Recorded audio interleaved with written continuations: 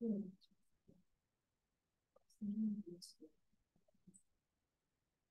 right. Hello, everyone. Welcome to another session of our evolution seminar series. So today we're going to be thinking about pollution and its various effects on the life forms we share this planet with, as we are joined by Jessica Hua, an associate professor in the Department of Forest and Wildlife Ecology here at UW-Madison. So without further ado, please join me in welcoming Dr. Jessica Hua. Hi, everyone. Thank you so much for taking the time to come. I'm very excited to have this chance to share a little bit more about what my lab does. We are relatively new here at UW-Madison. We got here about a year ago, so it's been really cool to see all the various things going on, and look forward to meeting hopefully many of you.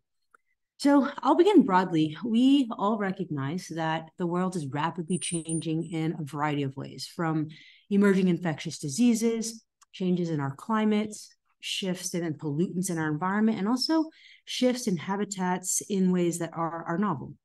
And so under this broader umbrella of global change biology, my lab, we're interested in understanding how these different factors influence freshwater systems. Specific to today's talk, I'll focus on our work with pollutants and how evolving responses to pollutants may have cascading consequences on freshwater organisms and ecological consequences. I'll focus on amphibians as a model system. There are many reasons for this, one of which is that they are ecologically important. They serve as consumers as well as resources for many organisms within aquatic ecosystems.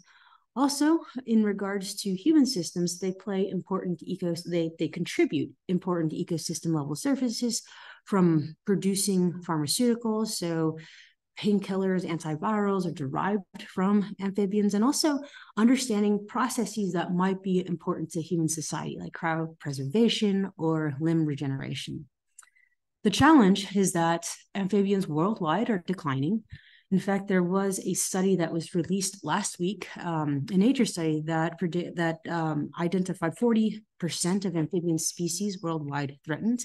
And so studying amphibians can help us understand ecological evolutionary processes, but also has conservation implications. With that said, it's not all doom and gloom. We know that many factors can influence amphibian declines, including pollutants. But we also know that there are many examples of evolutionary responses to pollutants. For example, we know that there are many weeds that have evolved tolerance to herbicides. We know that there are many microbes that have evolved resistance to antibiotics. So there are many examples of evolutionary responses to chemicals in target organisms. What we don't understand as well is what happens when these pollutants come into contact with non-target or wildlife populations. And so in this realm, when we think about pollutants, we tend to think about what pollutants do directly to wildlife organisms. How do they change? Are they toxic, etc.? What we're beginning to understand is whether or not these organisms can evolve tolerance to these pollutants. In my lab, we're interested in various mechanisms of evolved tolerance. So selection on existing constitutive traits, how that might lead to tolerance, and also how phenotypic plasticity might be a really rapid way for organisms to induce tolerance within a single lifetime. For today's talk, I'll focus on just the constitutive tolerance, but if anybody is interested in sort of the phenotypic plasticity realm, it's something I very much will continue working on in our lab. So evolving tolerance to pollutants may allow organisms to persist in their polluted environments. However, we know that pollutants are not the only stressor in these environments. So yes, evolving tolerance, they may persist, but it may come at a cost in responding to other stressors in the environment. When it comes to amphibians, there are a lot of stressors that they face, from predators to parasites to competitors. And so what I'd like to talk about today is how evolving tolerance to pollutants might influence specifically host-parasite interactions. So with that, starting from the basics, host-parasite interactions. When we think about these interactions, commonly we think about what are factors that influence the ability for a host to defend itself against parasites, or alternatively, what are factors that influence the parasite's ability to infect the host. In the field of disease ecology, increasingly, we're recognizing the importance of the environment in shaping these interactions. Now, in my lab, we focus on pollutants, and specifically, today's talk, how evolving tolerance to pollutants may shape these interactions. We think that evolving tolerance to pollutants may come at a cost in dealing with the parasites. So the first question that I'll talk about in today's talk is, how does selection by pollutants influence host-parasite interactions? So we'll talk about it from a host perspective. Now, looking at this disease ecology triangle framework, you could also think about the parasite perspective. Can evolved tolerance to pollutants also influence this parasite arm of the disease triangle? So the second part of this talk will focus on parasite perspectives. Now, lastly, when we're thinking about this framework, oftentimes it's a single host and a single parasite. In reality, there are often multiple hosts interacting with each other and also the parasites. Evolving tolerance to a pollutant might influence interactions as well as the interaction between hosts and their pathogens. And so the final section of this talk will integrate in a community ecology perspective into this ecotoxicology, evotoxicology framework. So that is what we have in store for today, and I'll jump right in to the host perspective. So across the landscape, we know that agricultural activities can have many effects on natural ecosystems. One way that my lab has been studying this for the past 16 years is to track tadpole tolerances to pesticides along this agricultural gradient. So from more agriculture to less agriculture. This is what we have found. So I'll orient you to the XY axis. On the X, we have distance to agriculture, closer to further. On the Y, we have less tolerant to more tolerant to common insecticides. So what we generally find is that consistently, wood frogs living closer to agriculture are more tolerant to common pesticides than those living further from agriculture. So this is consistent with predictions of evolved tolerance to pesticides. So those that are close to agriculture are experiencing pesticides, they have evolved tolerance. And so this system is really nice because we can use these populations to then ask our question: does pesticide tolerance influence host parasite outcomes? This is my former PhD student, Dr. Vanessa Werthner. She is now at the EPA, but before she left us, what she did was she went to these 15 wood frog populations, collected them as eggs, raised them up in common garden environments until they reached the tadpole stage, then challenged them with frog virus 3. Frog virus 3, or I'll call it FV3 ranavirus in this talk, it is a pathogen that is it's transmitted via direct contact and highly lethal. It can cause mortality within 10 days, and very few amphibians are tolerant to this virus. So a little bit about the data here. On the x-axis, we have less tolerant to pesticide on a gradient to more tolerant to pesticide. On the y-axis, we have ranavirus load. So one thing I want to point out, what I will be graphing, these are survivors only. This is relevant because it makes the y-axis a little bit counterintuitive. So a higher ranavirus load actually means they're more tolerant to the virus. So they're surviving and surviving with more virus. And so a lower value indicates less tolerant. So what Vanessa found is that pesticide-tolerant tadpoles, contrary to what we predicted, actually, they were also more tolerant to ranavirus. So in this case, we did not see a cost of evolving tolerance to pesticides.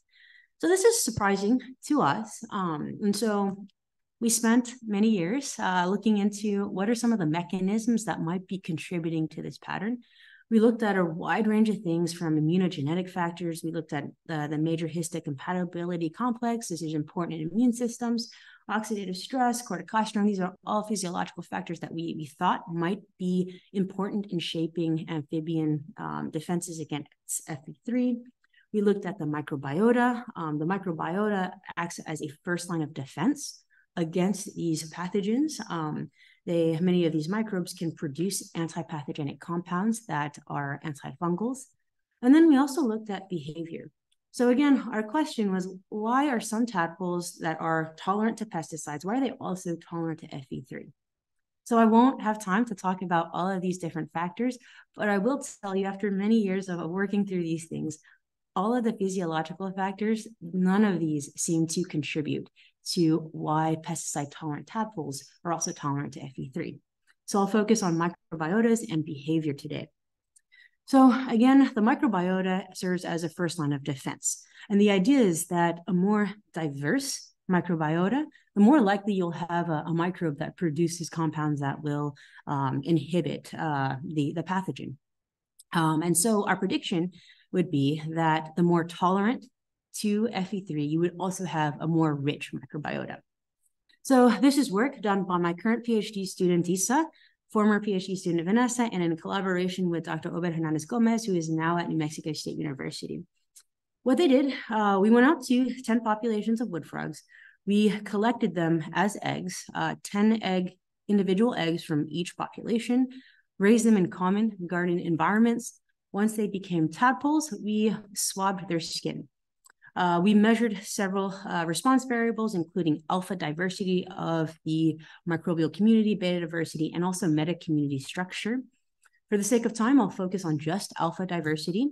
And here on this figure, on the x-axis, it's percent natural cover, but just as a reminder, higher percent natural cover means they're less tolerant to pesticide, more tolerant on the right. So we hypothesized that tadpoles with higher microbiota diversity would be more tolerant to Fe3. So when we completed the study, we do see that positive relationship. It's significant, but it's not quite as strong as we expected. So where we stand now, this is something that we will continue to pursue. We do find the pattern that those that are more tolerant also have higher richness. So it's something that is worth investigating. That being said, I'll switch gears to talking about behavior. Behavior is important in this system because, as I mentioned before, ranavirus is transmitted through direct contact. One way that it is transmitted is through a behavior called necrophagy, or the consumption of dead conspecifics, so dead tadpoles. So my PhD student, Mary Campbell, was interested. Do tadpoles with lower pesticide tolerance behave differently? Specifically, do they exhibit different necrophagy behavior compared to those with higher pesticide tolerance? So the way she ran this experiment, she exposed 3 tadpoles to the virus, and it's represented in the green here.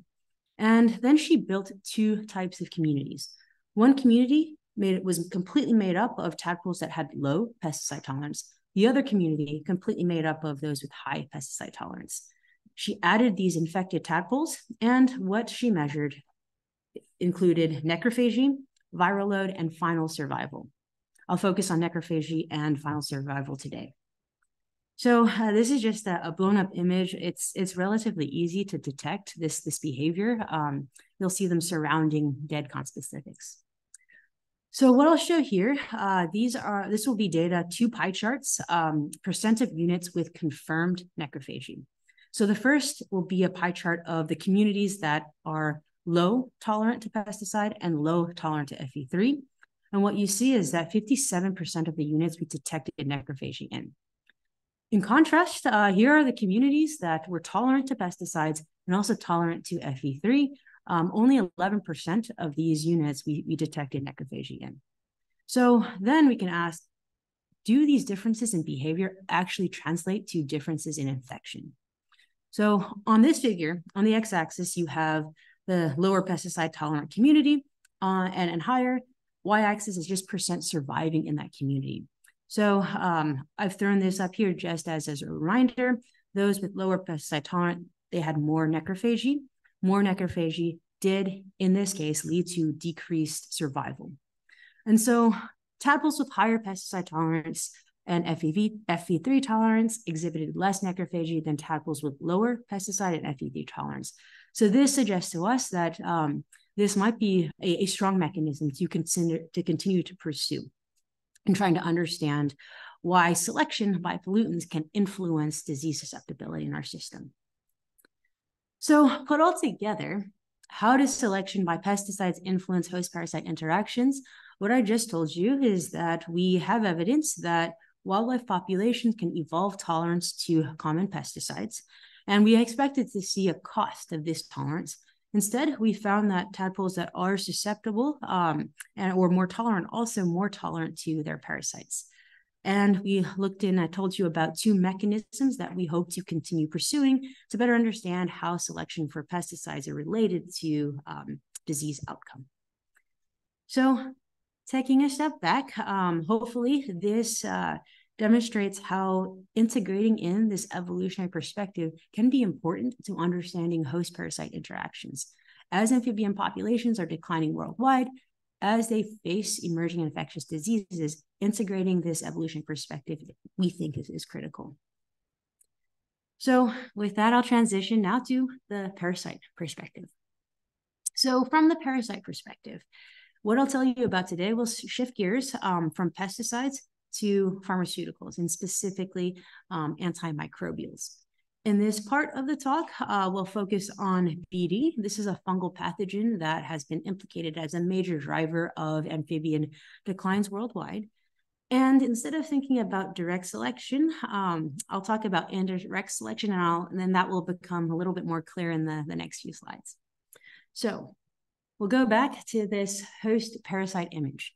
We know that in nature, it's rarely that these interactions occur in isolation. Oftentimes, there are multiple microbes in the system, and this is important because we know that microbes produce compounds that can be antifungal, antipathogenic. This can happen in microbes in the water column and also microbes that are living on the microbiota. So microbes in the microbiota can produce compounds that can protect hosts from their disease. So we know that these compounds exist. What we don't understand well is what happens when there is a pollutant in the system. So what I have depicted here, all of those microbes surrounding, that's just a bacteria. We know many cases of bacteria evolving tolerance to antibiotics. And while these bacteria can persist now in the face of antibiotics, that they're tolerant, what we don't understand well are there costs to becoming tolerant to these antibiotics. Specifically, evolving tolerance to antibiotics, does it influence the antipathogenic compounds that are produced? And how does this then affect host-parasite interactions? So the question I'll talk about here, how does selection by antibiotics on the bacteria, so microbes in the environment, influence the antifungal properties that they produce? And so this work, again, from my current PhD student, Isa, and in collaboration with Obed and Dr. Karen Sauer. Karen Sauer is at Binghamton University, and she is the reason we have the capacity to work on microbes. Specifically, the model system we work on in this study is Pseudomonas aeruginosa. They are a fantastic model because for multiple reasons. First, they're easy to culture in the lab, and it's easy to culture in various forms. We can culture Pseudomonas that is susceptible to antibiotics, and then Pseudomonas that have evolved tolerance to antibiotics. We can culture them in the planktonic form, which is representative of what we might find in the water column. Pseudomonas aeruginosa is found in ponds in our system, and we can culture them in the biofilm form, so a little more consistent with what we might find on the microbiota. So again, the question is, how does selection by antibiotics influence the antifungal properties of this supernatant from the bacteria? To do this, we took the bacteria, we grew them up susceptible and tolerant to antibiotics in both the planktonic and the biofilm stage. Then what we did was we spun down the entire contents and we just collected the supernatant, the compounds that they're producing. This led to 4 supernatants. We had them at 6 different concentrations, and then we raised our fungal pathogen in these different concentrations and measured how these supernatants either inhibited or enhanced the growth of this fungal pathogen. We used a strain of the fungal pathogen from a amphibian die-off in California. So I'll orient you to this figure here. On the x-axis, we have the supernatant concentration. On the y-axis, you have whether the fungus was inhibited or enhanced. Anything above that midline represents the supernatant causing the fungal pathogen to be enhanced. Anything below indicates the supernatant causing the fungal pathogen to be inhibited. So I'll start first with the planktonic supernatant. These are the supernatant that are susceptible to antibiotics. You see, as we expected in all concentrations, you see that the supernatant inhibited the fungal growth. In contrast, when we look at the supernatant from the bacteria that have evolved tolerance to the antibiotics, we see enhancement of the fungal pathogen, except at the highest concentration. And we think what's happening there is we use such a high concentration that anything was going to be inhibited. So this is for the planktonic version. Here, I won't spend too much time here other than to show that the main takeaways are consistent. The bacteria supernatant that were susceptible generally inhibited growth, whereas those that have evolved tolerance enhanced growth. And so taken all together, where are we now? The question is, does selection by antibiotics influence these antifungal properties? The answer is yes. We found that antibiotic susceptible bacteria inhibited BD growth, but antibiotic tolerant bacteria enhanced BD growth. So why do we care so much about this? There's a lot of excitement right now in my field using these supernatants to protect amphibians from their fungal pathogens as vaccines, dosing entire ponds to protect them. But one of the things I think this study underscores is the importance of considering this evolutionary perspective. Because if we don't think about, if we're growing these antibiotic tolerant bacteria in the lab, and not considering the consequences on their effect on inhibiting BD growth, we might be completely doing the opposite, enhancing the pathogen as opposed to inhibiting the pathogen. So with that, hopefully I've convinced you the importance of also considering the evolutionary perspectives from the parasite perspective, as it can also have consequences on host-parasite interactions. What I didn't talk about today is we focused today's talk on how the supernatants influence the parasite. We also exposed tadpoles to the supernatants and found that we found similar patterns. Tadpoles that were exposed to the evolved tolerant supernatant, they were more susceptible to the pathogen than those that were exposed to the non-susceptible, to the non-evolved tolerant. So with that, I will transition to the final part of this talk, adding in that community ecology perspective. So this idea of biodiversity and disease, this is a relationship that has been hotly debated in the field of disease ecology. It actually got pretty nasty at times with people arguing whether or not biodiversity protects or harms communities. And so in this next slide here, what I'm going to do is talk about what is the biodiversity disease relationship and why people tend to care so much about it. So what I have here is just a simple figure, x-axis species diversity. This can be richness. On the y-axis is disease outcome. Here I'm just representing this with overall infection. So the idea and a pattern that is commonly detected is called the dilution effect. The idea that as you increase a community, in a community, as you increase in species diversity, you get the benefit of decreased overall infection. And this idea is really exciting to many people because it provides a clear benefit for why we might protect diversity. If you protect diversity in a community, you get the benefit of reduced disease. The challenge is that sometimes they saw this dilution effect. Sometimes you see no relationship, and sometimes you see the opposite relationship. Whereas you increase in richness, you actually get an increase in infection. And so for many years, there's a lot of debate, people saying you're wrong, no, you're wrong, about which one of these relationships is most common. Where we are now in the field is sort of, we've transitioned away from who's right, is to these relationships, all of them happen. What are the mechanisms driving these different relationships? And in today's talk, what I'd like to do is to propose one mechanism for why we might see variation in this relationship between biodiversity and disease. And it's related to pollutants. Can evolving tolerance to pollutants modify the biodiversity disease relationship?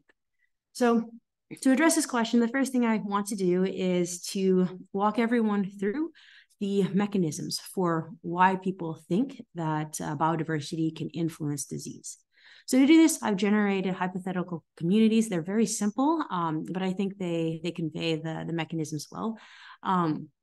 Here we have a community that has low host diversity, so just one species. We can imagine that in this system, the host is highly susceptible to the pathogen. If the pathogen is in the system, then all of the hosts get infected. You have 100% infection.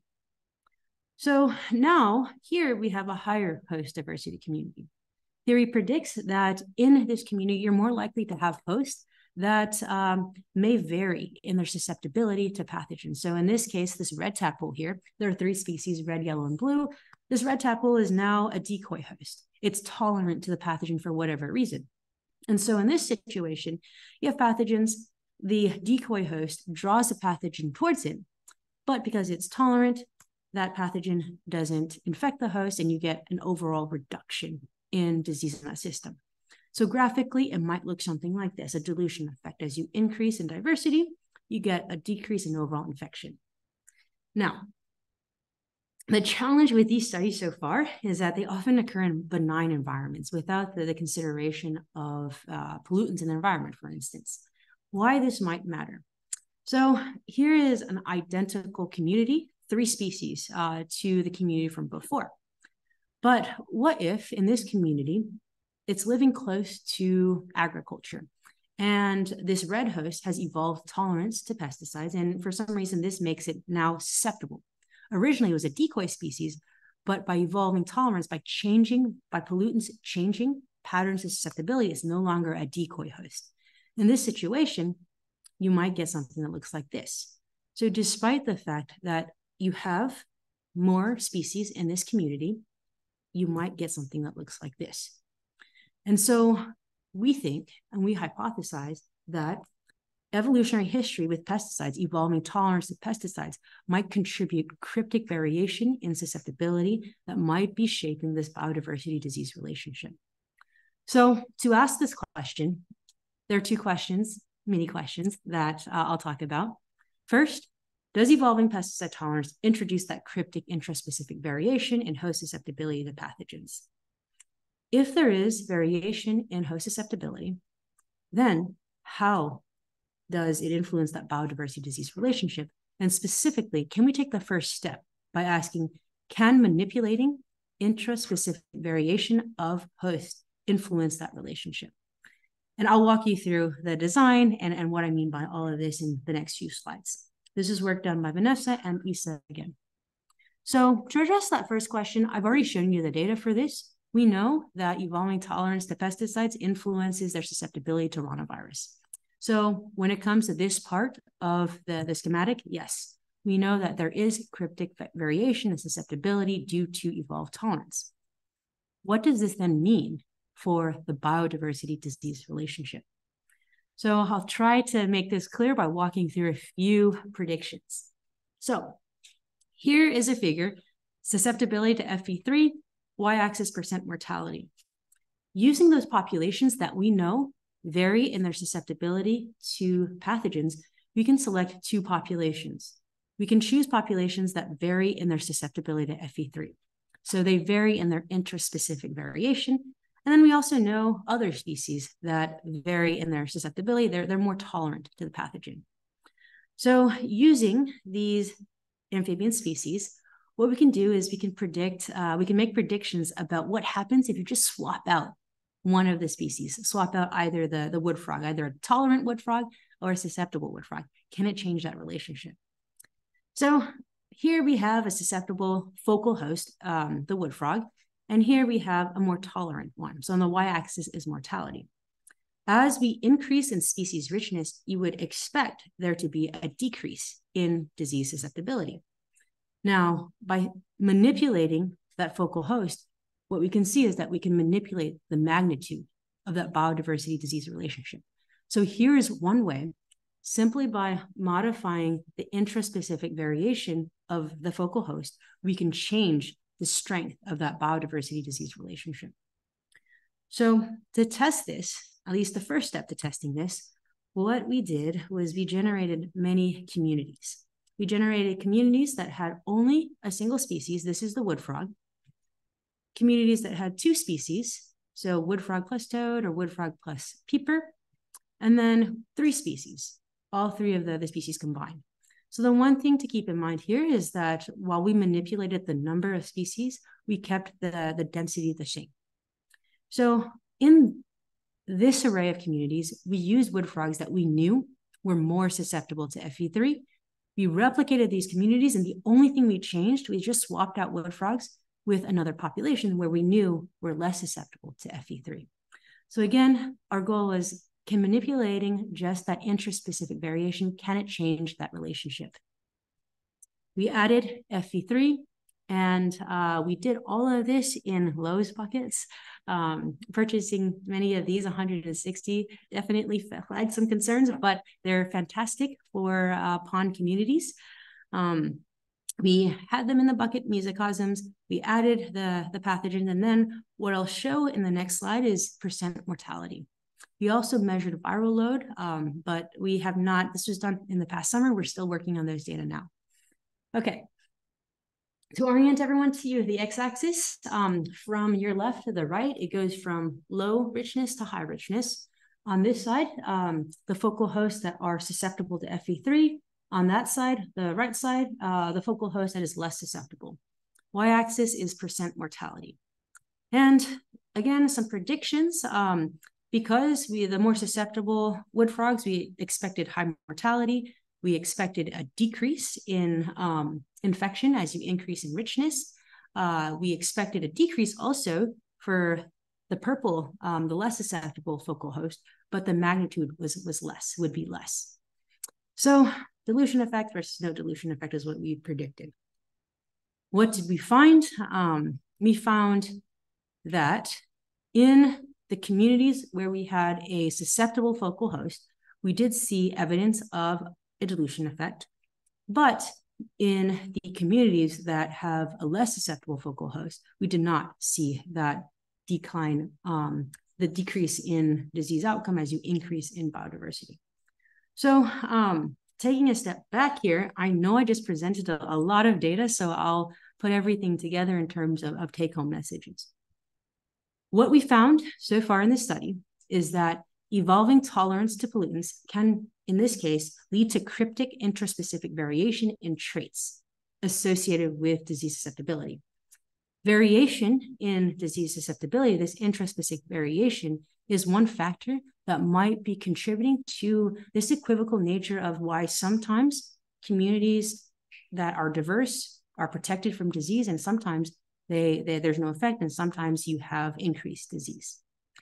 So with that, again, I think a major takeaway from this talk is that integrating in an evolutionary perspective into disease ecology is what we think critical. With that, what I'm going to talk about now for the rest of this presentation are some of the limitations that we have. First, these studies are done in highly controlled environments, in buckets, where the only thing going on are the interactions between hosts. Nature is a lot more complex than what we might find in these buckets. And so one of the questions that we asked last summer is biodiversity disease relationships, is that relationship influenced by human activities in actual natural ponds? So what we did, this is work led by Mary, PhD student in the lab. What she did was identified 3 categories of ponds: urban ponds, green space ponds, and rural ponds.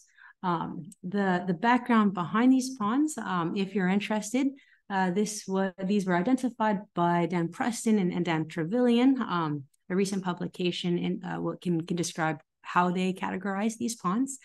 But what we did in each of these ponds is we measured amphibian richness, invertebrate richness, a wide range of different variables. For the sake of today, I'll talk about amphibian richness and FE3 load. And the reason for that is we've been talking about biodiversity and disease. And so here, the question is the biodiversity disease relationship influenced by human activities in natural ponds? So here on the x-axis, we have amphibian richness. On the y-axis, we have log viral load. First panel, these are all urban ponds. Second panel, green space ponds. panel rural ponds. So the good thing is when there are no amphibians, we did not detect any coronavirus. For urban ponds, we actually see no difference. As you go from 1 to 2 species, green space, no difference. In rural ponds, as you go from 1 to 2 species, you do see an increase in the virus. So if you recall, this is the opposite pattern as what we found in the lab. As you increase in species diversity, you actually get an amplification effect here in the field. So 2 takeaways so far. Again, this is all done this summer, so we're still processing and thinking about these data. Biodiversity disease relationships, in this case, seem to depend on human land use. It was only detected in the rural ponds. And it happened in the opposite direction. We saw an amplification effect. We're still working on trying to figure out why that might be the case. One reason that might have driven this is that if you look at the x-axis, I've circled the highest richness we found was 2. This is relatively low. If you were here in Madison, you might remember that it was a really dry summer.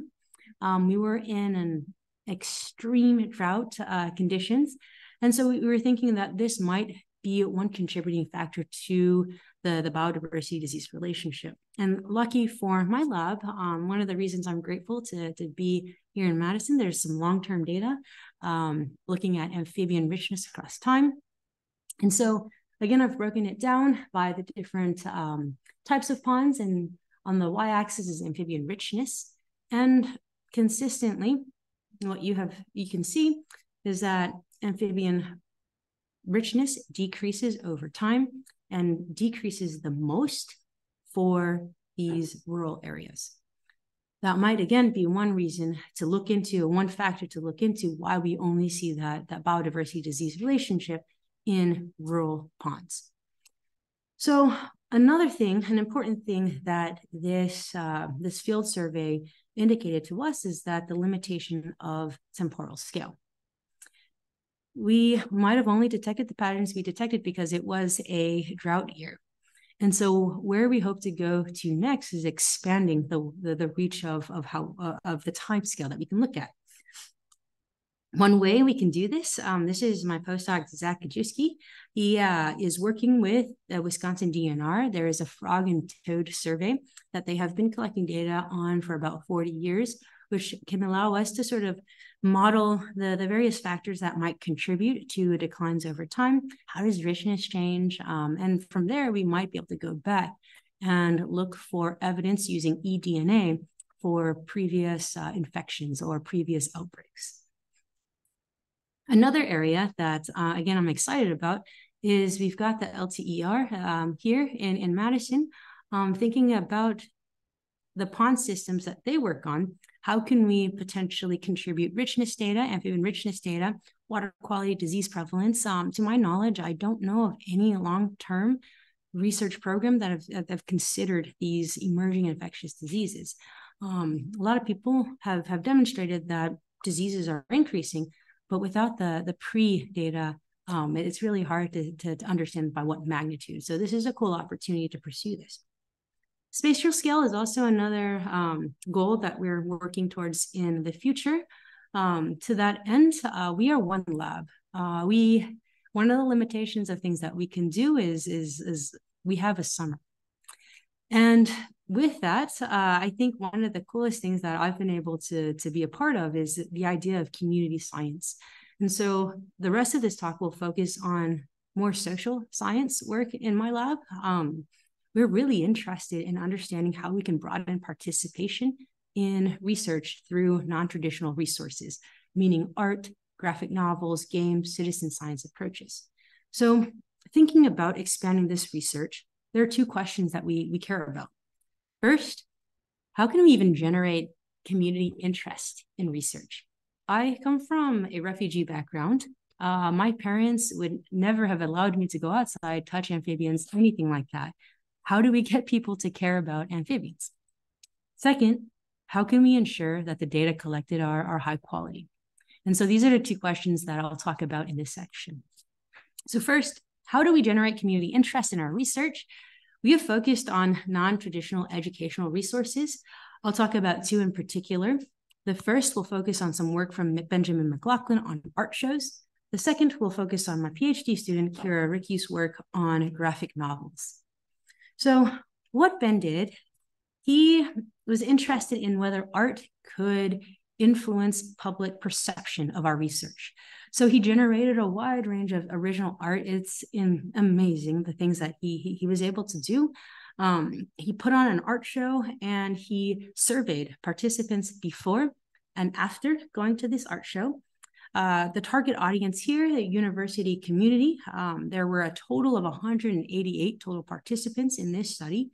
After screening all of the surveys for those that didn't either answer the first or the pre or the post, we ended up with 155 total participants across majors. On the x-axis here, we have before going to the exhibit and after. On the y-axis, this is just interest in research. So I'll break it down by majors or topics. For those that visited the art show that were from non-STEM majors, after the art show, we were really excited about this because there was a drastic increase in research interest. For me, this was a huge relief. This was pre-tenure for me, a ton of work completely outside of the research realm. So this indicated that, at least for me, it was worth it. You look at the general STEM, again, there is an increase in that interest after going through the art show. And then you look at the ecology students, there was absolutely no change in their interest pre and post the art show. And what this shows and what this indicated to us is that there's probably an upper limit of how interesting you could be, how interesting research could be. And ecology students were already there. What's also interesting about this study is here I'm just showing public perception. We also studied understanding of science, and we focused on the ecology students. We gave them the art show and also the research abstracts. And I'll tell you, the quiz scores for the art show were dismal, almost like 40% versus 90% looking at the actual abstract. So taking away, art can improve public interest in our research, but this was a ton of work. Thinking about who your audience is and what your goals are is really important. If your goal is to just communicate research and understanding, focus on the abstracts. If you want to increase the perception, the interest, then art might be a really useful way of doing that, especially for people that might not have a background in the field. So with that study, one limitation is that all of the participants went through the art show. So there wasn't really a group that we could compare it to. So the next iteration of sort of these questions is relative to traditional resources. Can these non-traditional resources actually influence perception? What I mean by this, and in this study, what we did was we included more of a control. You have graphic novels. This is a graphic novel on amphibian communities, and it was done by undergraduates in the lab. It's meant to teach about biodiversity and disease. We also paired this with a traditional PowerPoint. We had lesson plans associated with each one of these resources, and the lesson plans were identical in walking students through the material. We trained teachers on how to use these different materials. In total, there were about 260 students, third grade students in each one of these categories. We measured their perception of science, again, before and after going through these resources, and now this time we had something to compare to. So here I'm just showing attitudes, engagement, and trust on the x-axis. Y-axis is normalized perception score. So more positive is higher, less positive is lower. So compared to the PowerPoint slide, attitudes were higher when given the graphic novel, are higher in engagement, but in trust, we see no difference. So again, this is relatively consistent with that first study where we didn't have that control, suggesting again that art, non-traditional resources can improve public interest in our research. So this is really exciting, but how does that influence data collection? To do this, we have designed a three-step, sort of three-phase program. First, content development, that's the art, the lesson plans that I talked about, training, and then data collection. So bringing you all back to the reason we care about this, we want to expand spatial and temporal coverage of understanding species diversity and overall infection, that biodiversity disease relationship. So to address this, here is the community that we have worked with in the last few years. Madison has been amazing. All the green areas here, these are green spaces. And what's cool about these green spaces, they're all associated with these groups, these friends groups that really care about their particular area. And so with help from the Mortgage Center, one of the things that we have done with this community is that we've identified a common interest. We are now generating interest in research, and we're doing this using the art show effort again. These are new artists with Kira, the PhD student. I'm going to show you just a glimpse of some of the art that they've created. We're going to be having this art show relatively soon here. We're waiting for feedback from our partners. The art show is divided into 3 sections, communicating about pollutants. These are just a few. We've added sort of an infographic with this. And then we're talking about biological interactions in the second section. And then in the final section, we're communicating about techniques that we use in the lab. So again, all of these resources are designed to get interest in the public, telling them about the research that we do in the lab, what's in ponds, and from there, garnering interest in participating in research. So once we have the interest, what we have done is we have designed standard protocols to train community members to go out and listen to amphibians, and also to provide a sort of first a warning for die-offs due to disease. This is done in collaboration with the Wisconsin DNR, so using very similar call surveys as them, so that it is so that they can use the data as well. We've piloted this this past summer, and what we have been able to collect data on include adult frog and call surveys, larval amphibian invertebrate surveys, water quality, and disease die-off detections. They go out there, they upload all of the data to a Google form. We're working on making this a little more streamlined. It's really clunky the first time. It took a lot of time to take these data, working on it. But these are some of the data that popped up. It pops up into a shared Google map where everybody can then see and find out where amphibians are calling and where die-offs are occurring. Collectively, there has been over 162 total observations. We are working on expanding this now, hopefully using the art show to get more people interested, expanding beyond the ponds that we have surveyed. Some of the ways we're doing this, we're focusing on trying to broaden participation in science. As I mentioned before, I come from a refugee family. Bayview is an incredible organization that serves refugee families. So trying to go into the community, getting these community members interested. This is Isa, my PhD student. An entire chapter in her thesis is going to be translating these resources and trying to ask whether language barriers are a factor that prohibit participation in these types of programs. So that's where we're going next.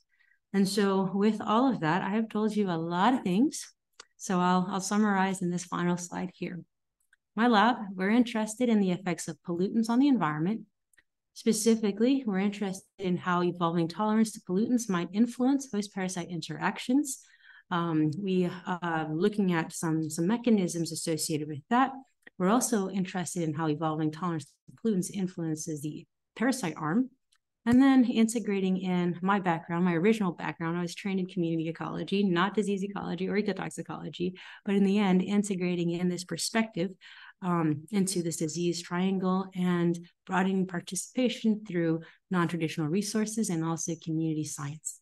So with that, I know I mentioned several people in my lab and highlighted their work, but none of this could have been done without our crew. They are amazing, and none of this, of course, could have been done without the funding resources. So with that, thank you for your attention, and be happy to take any questions.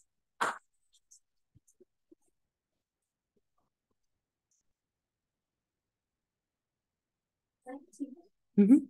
How do you feel about nicely proposed vegetables? And also, I guess in USA, everything is probably quite a of evolutionary history of the host. How do you thought about how, say, a COTV virus might affect dynamic differently? Yeah, let me tackle that first question first. Yes, absolutely. Life stage has a huge impact on FV3 susceptibility. So we know generally, so amphibians development is described in Gosner stages. So a younger amphibian would have a lower Gosner stage. The lower Gosner stages are much more susceptible to FV3 compared to older Gosner stages. However, that being said, this is a highly lethal pathogen. So it may be that relative tolerance may be on the weeks as opposed to like it's going to survive. So I think that was your first question. Your second question is is there a co-evolutionary relationship between FV3 and the amphibians? Yeah, just wondering if you're like your side experiment, whether you use, say, CMTV, which is not been present in the US for a long period of time, whether you have different outcomes. I think that's an excellent question. In the field of disease ecology right now, we are sort of experiencing this shift. So mostly it has been focused on host variation and how host variation influences disease susceptibility. But some work out of Bree's lab in California, Berkeley, UC Berkeley, they're starting, and this is specific to BD, the fungal pathogen.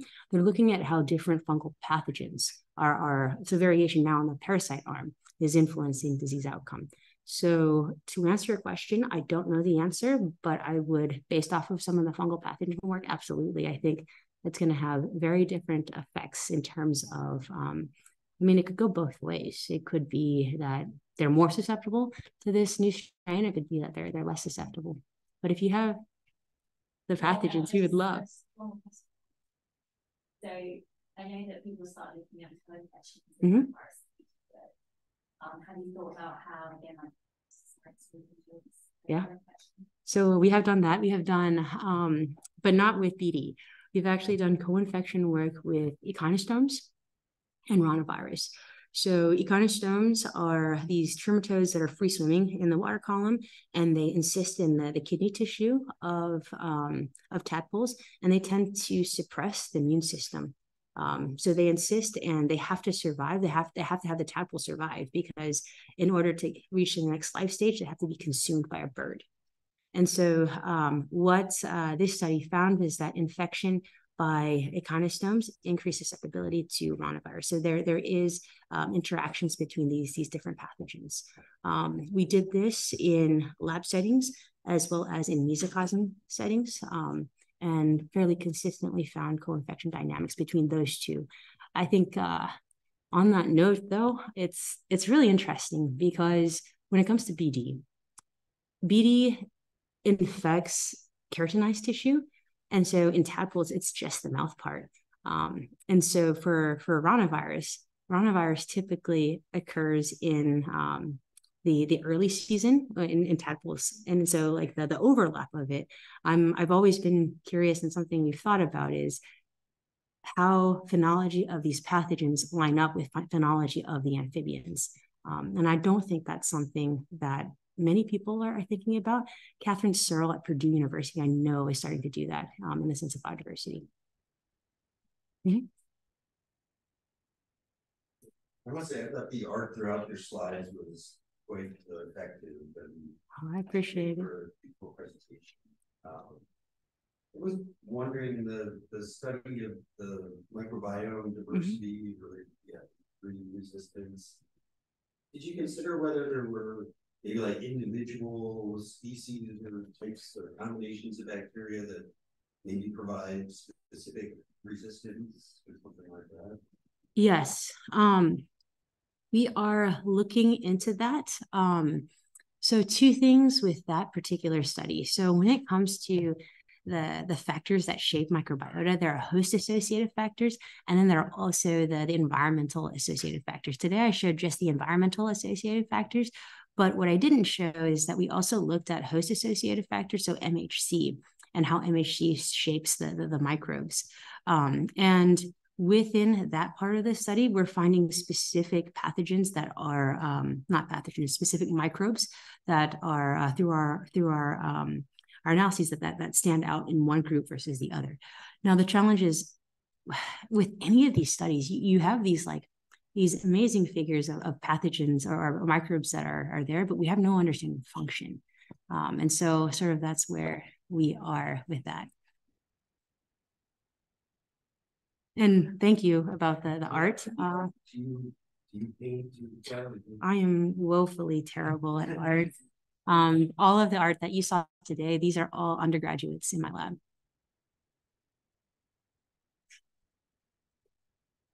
Actually, you know what a student does now at UPA. Yeah. I was wondering, you touched on this a little bit, but what would be your strongest argument against someone, for example, a U.S. policymaker who might try to use this information to say that, you know, biodiversity protections may be not as important? So many answers to that question. I think I'll start with the fact that now that I have multiple students in the EPA, what I've learned is that much of our research integrating in complexity is not usable.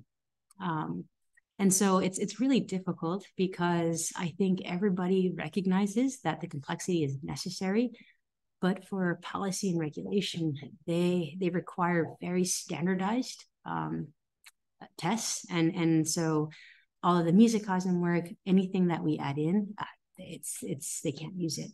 So I guess the argument is that there isn't an argument because it's an ecological study as opposed to something that can lead to policy, which is frustrating. Yeah.